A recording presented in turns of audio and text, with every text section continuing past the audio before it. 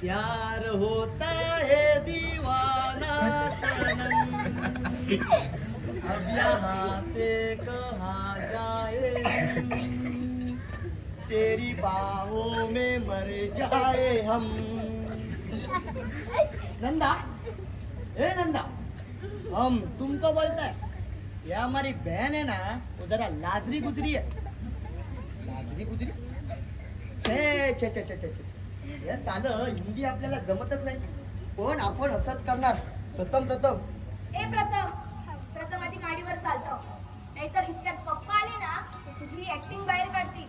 अरे पापा को मारो गोली, पापा का पापा है मेरे जानी। आजकल पापा को दादागिरी करते, उद्या परवा मी सिनेस्टार झालो ना, मग बघ आपले पापा मला नमस्कार करतील। आता माझं ऐक आणि माडीवर चालतो, नाहीतर इतक्यात ते आले ना तर तुलाच नमस्कार घालायला लावतील। हो तेव्हा आज मी SRK ला पत्र दिलं। कोणाला? SRK तू माईनवाडीतला ना? तू काय वेडी बेडी झालीस? कुठली माईनवाडी घेऊन बसलीस?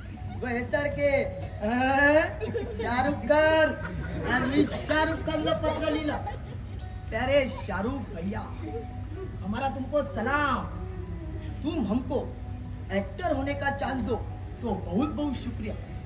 हे नंदा, कसं काय वाटलं माझं पत्र?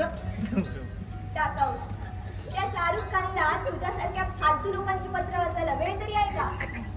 मग ते पत्र वाचणार कोण? कचऱ्याची टोपली, समजलं? चल आता माडीवर अभ्यास करायला करतो अभ्यास।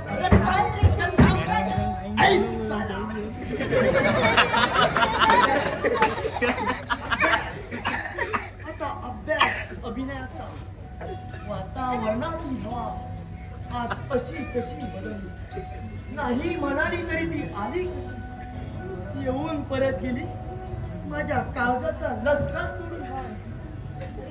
तुला झालंय तरी काय ग, कसा काय वाटला माझा वीर अभिनय?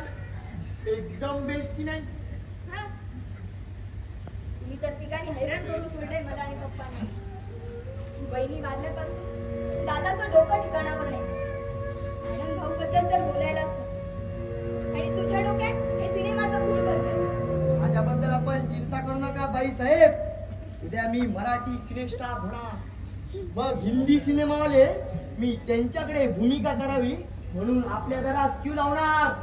धमाल, या अमरपताची कमाल, सारे लोक सिनेस्टार अमर कुमार म्हणून ओळखणार, पाहायला लोकांची गर्दी होणार, आणि मी नव्या कोऱ्या मोटारीतून झटकन शूटिंगला निघून जाणार। आहे की नाही मज्जाच मज्जा? मजा कसली? या तुझ्या वेडेपणामुळे ना पप्पांना मनस्तापाची सजा होणार आहे। डरो मत मेरी प्यारी बहन, हम लोग तेरी शादी जल्द से जल्द करेंगे।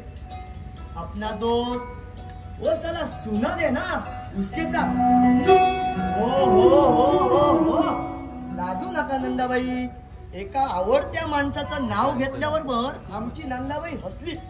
वाह वाह, एक कळी पटकन फुलली, सुगंध दरवळला आजूबाजूला। अमर, तू आता जातोस की नाही? चल